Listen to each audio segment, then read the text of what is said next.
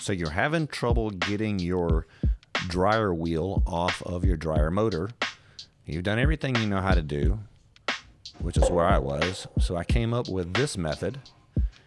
The end of the shaft has a 7/8 inch socket on it. So I decided to put my 1/2 inch impact on the end of the shaft, put my foot in the blower wheel, and hold it with my hand additionally. Make sure you put it to tighten, which is clockwise. Hit the button a couple of times, and there you go. It pops right off.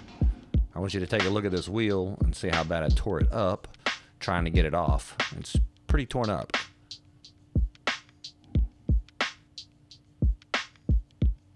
Yeah, split, but I'm going to still use it because it's still round and it still works. So good luck, guys. I hope this works for you because I could not get it off any other way.